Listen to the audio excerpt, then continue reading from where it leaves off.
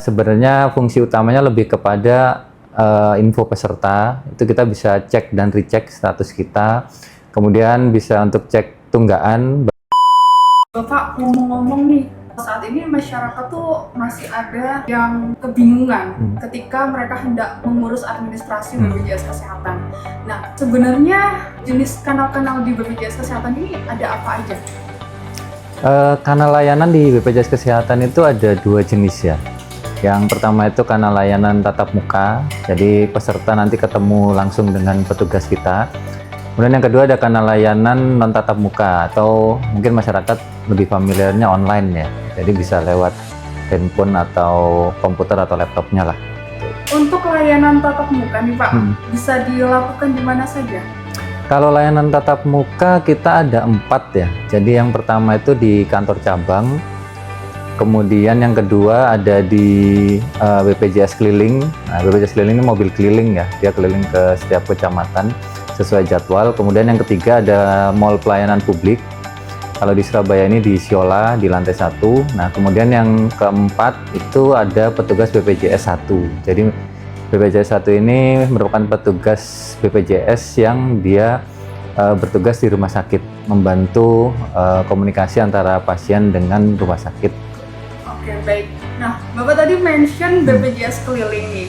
Nah, saya ingin mengulik sedikit tentang BPJS keliling. Tujuan BPJS keliling ini apa ya, Pak? Kalau BPJS keliling tujuannya sebenarnya untuk jemput bola ya. Karena kan kantor kita BPJS Kesehatan itu se-Surabaya ini cuma 1. Dan posisinya juga di Surabaya Timur. Nah, ini yang daerah Surabaya Utara, Barat, sama Selatan itu kan jauh. Nah, makanya kita ada mobil keliling atau kita nyebutnya BPJS keliling untuk menjangkau warga Surabaya yang posisinya jauh dari kantor cabang kita. Oke, baik. Nah, kalau untuk lokasinya sendiri Pak, ada di mana aja di Surabaya? Kalau lokasi kita setiap hari itu di kecamatan ya, kecuali hari Jumat. Jadi hari Senin itu kita ada di Kecamatan Kenjeran sama Kecamatan Semampir. Kemudian yang kedua hari Selasa kita ada di Tandes sama Sememi. Kemudian hari Rabu kita ada di Kecamatan Wiyung. Hari Kamisnya kita ada di Kecamatan Tambak Sari sama Jambangan. Nah, untuk hari Jumat ini khusus kita keliling ke satuan kerjanya provinsi. Jadi pemerintah provinsi kita setiap hari Jumat keliling ke sana sesuai jadwal. Tadi saya sudah mengulik layanan tatap muka nih Pak. Nah, saya ingin berlanjut ke layanan non tatap muka atau online. Layanan non tatap muka ini kan ibaratnya sangat membantu peserta. Jadi peserta tidak perlu datang ke kantor ataupun ke pelayanan publik. Cukup melalui telepon seluler aja, satu genggaman peserta bisa mengakses semuanya.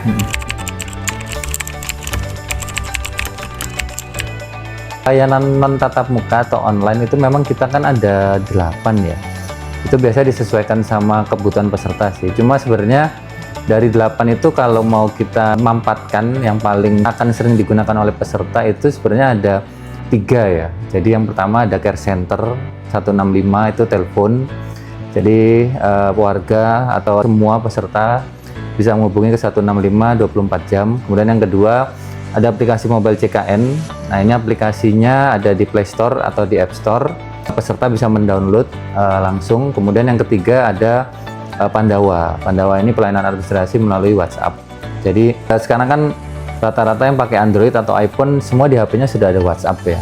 Nah, itu yang kita manfaatkan. Jadi sekarang bisa mengurus administrasi melalui WhatsApp tadi. Lalu juga ada yang namanya Aman JKN kan ya Pak ya? Ada, betul. Tadi Bapak sempat mention mobil JKN. Apa saja menu yang ada dalam kanal tersebut Pak? Kalau mobile JKN itu sebenarnya aplikasi utama kita ya.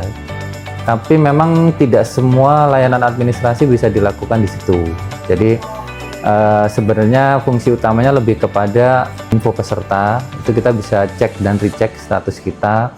Kemudian bisa untuk cek tunggaan bagi peserta perorangan. Nah, yang bisa dipakai oleh semua peserta itu yang sekarang lagi gencar kita sosialisasikan adalah antrian online. Jadi peserta kalau nanti mau berobat, dia bisa ambil nomor antrian melalui aplikasi mobile JKN. Kemudian ada juga screening riwayat kesehatan. Nah itu bisa tuh di aplikasi Mobile JKN. Menu-menu tersebut menjadi menu unggulan yang ada di Ya. Mobile JKN. Oh bisa banget, Bisa. bisa. Untuk cara dan syarat dokumennya ada? Kalau di Mobile JKN atau layanan online itu enaknya tinggal ngupload aja sih. Jadi misalnya kalau dia mau daftar sebagai peserta perorangan, nanti di aplikasi Mobile JKN dia tinggal pilih menu pendaftaran peserta PBPU atau peserta perorangan, kemudian dia nanti tinggal masukkan NIK. Nah dari situ tinggal ngikutin aja tuh langkah-langkahnya. Kalau nggak salah nih ya Pak ya, di Mobile JKN itu ada menu pindah Vaskes. Ada nggak Pak syarat dan ketentuannya? Kalau pindah Vaskes sebenarnya syaratnya sama ya, baik secara online atau tatap muka. Kalau peserta mau pindah Vaskes itu dia harus minimal 3 bulan di Vaskes sebelumnya. Nah kalau di Mobile JKN jauh lebih simpel karena dia tinggal proses langsung lewat HP-nya. Nanti tinggal dipilih tuh dia mau pilih Vaskes mana, pilih domisilinya dulu. Nanti setelah itu pilih Vaskes, kemudian dia tinggal di submit. Kalau sudah berhasil, nanti akan ada keterangan berlaku per tanggal 1 bulan berikutnya. Nah, itu artinya dia sudah berhasil dan dia bisa berobat di Vaskes yang baru itu per tanggal 1 bulan depan itu. Berarti kita nggak bisa semena-mena misalkan belum 3 bulan harus pindah Vaskes itu nggak bisa ya Pak? Kalau belum 3 bulan nggak bisa, kalau dia memang nggak ada istilahnya kegiatan atau hal-hal yang khusus ya. Karena ketentuan dia bisa pindah 3 bulan itu kalau dia sedang berada di luar domisili, misalnya dia tugas atau dia barusan pindah domisili. Nah itu diperbolehkan sebelum 3 bulan, nanti dia harus melengkapi syaratnya, ada surat tugas atau keterangan domisili sementara dari RT-nya. Baik. Kalau beda pastinya lebih ke administrasi ya. Jadi kalau Pandawa itu dia kalau saya ibaratkan dia mirip pelayanan di kantor, mirip pelayanan tatap muka, tapi bedanya ini lewat WhatsApp. Jadi kalau di Mobile JKN tadi kan saya sempat sampaikan kalau di Mobile JKN memang belum bisa proses untuk layanan administrasi yang banyak. Nah kalau di Pandawa itu bisa hampir semuanya. Apa yang dilakukan di kantor cabang bisa dilakukan di Pandawa. Oh, berarti sudah canggih sekali ya Iya. Pak ya sekarang. Mengingat masih banyak masyarakat yang belum mengetahui kapan harus menggunakan Mobile JKN, kapan harus menggunakan Pandawa. Pandawa sendiri itu apa sih Pak? Pandawa itu layanan melalui WhatsApp, layanan administrasi ya. Jadi kenapa kita pilih WhatsApp? Karena WhatsApp itu sekarang sudah jadi kayak aplikasi wajib ya. Semua peserta yang pakai Android, pakai iPhone, itu pasti dia di HP-nya sudah ada WhatsApp untuk komunikasi. Jadi kan sekarang WhatsApp itu sudah pengganti SMS kalau dulu ya. Nah itu kenapa kita pilih WhatsApp sebagai sarana untuk layanan online-nya, karena sebenarnya bermula dari masa pandemi dulu. Jadi pada masa pandemi kan ada larangan untuk berkumpul ya. Nah kantor kan sempat ditutup tuh, kalaupun boleh masuk hanya beberapa orang aja kan gitu. Nah itu akhirnya muncullah inovasi Pandawa tadi. Jadi melalui WhatsApp pengurusan perubahan data, pengaktifan kembali atau penonaktifan itu bisa dilakukan melalui WhatsApp. Jadi sudah nggak perlu datang ke kantor jauh-jauh ya, apalagi Surabaya kan kantornya cuma satu. Nah itu bisa lewat WhatsApp dari rumah prosesnya. Pandawa ini kan WhatsApp ya Pak ya? Boleh disebutkan nomornya Pak? Oh iya, nomor WhatsAppnya Pandawa ini 08118 165 165. Jadi gampang diingat sebenarnya. Cuma pengulangan aja kan ya. Iya betul. Untuk jam operasional sendiri ada Kalau jam operasionalnya Pandawa itu sebenarnya 24 jam. Jadi setiap peserta yang chat ke Pandawa jam berapapun itu akan masuk diterima. Nah cuma memang untuk prosesnya itu akan dilakukan di jam kerja. Jadi misalnya saya chat malam nih, itu akan diterima oleh by sistemnya Pandawa, tapi nanti berhasil atau tidak diprosesnya akan disampaikan di jam kerja jam 8 sampai jam 5 sore ya.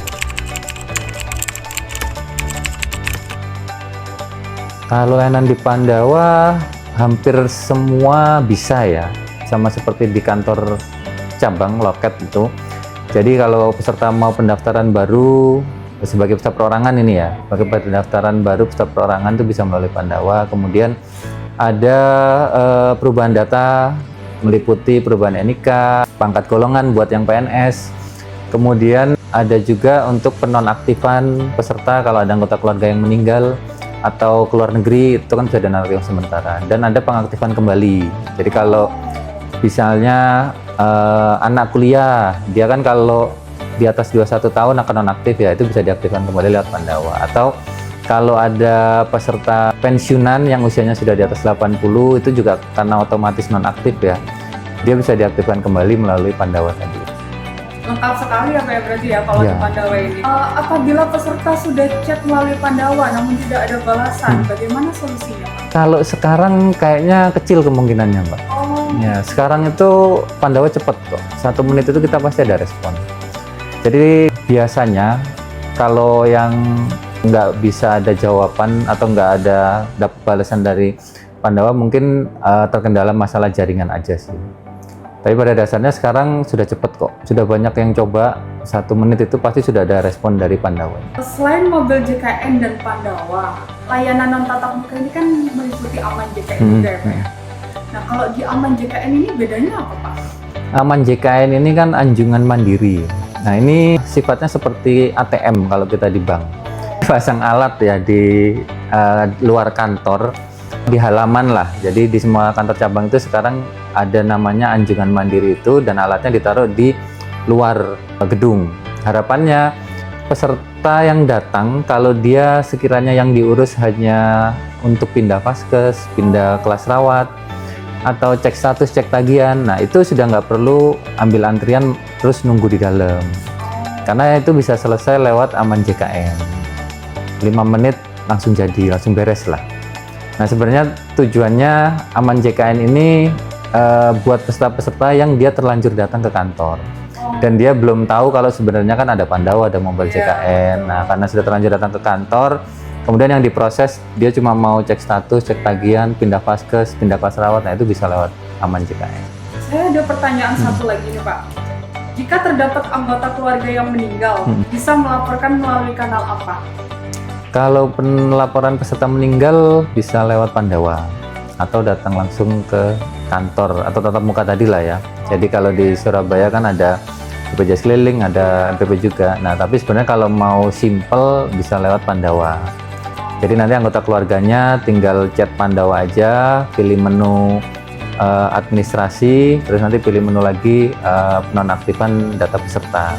Nanti tinggal ngupload bukti surat keterangan kematiannya atau akte kematian kalau sudah ada, itu aja sih.